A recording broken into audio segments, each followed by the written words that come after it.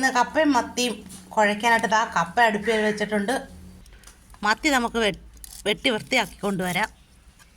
മത്തിയും കുഴയ്ക്കാനായിട്ട് തേങ്ങ എടുത്തു, പച്ചമുളക്, വെളുത്തുള്ളി, ഇത്തിരി കറിവേപ്പില, ജീരകം, മഞ്ഞൾപ്പൊടി. ചീനിക്ക് അരപ്പിട്ട് കൊടുക്കാം. മത്തി വേവിക്കാൻ വെച്ചതിൽ മഞ്ഞൾപ്പൊടി ഇട്ടു, കുരുമുളക് പൊടി ഇട്ട്, ഉപ്പിട്ട് കാണിക്കാൻ വിട്ടുപോയി.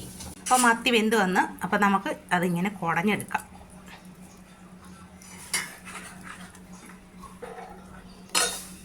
എല്ലാം ഇങ്ങനെ കുടഞ്ഞെടുത്തുകൊണ്ട് വരാം.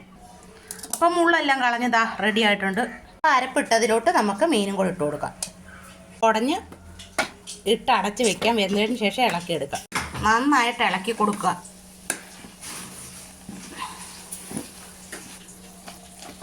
നന്നായിട്ട് ഇളക്കി എടുക്കുക.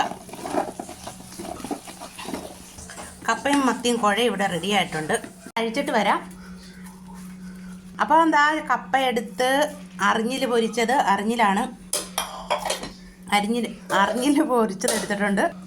ചൂരമീൻ കറിയും എടുത്തിട്ടുണ്ട്. അപ്പോൾ കഴിച്ചിട്ട് വന്നാലോ? അപ്പോൾ കഴിക്കാം.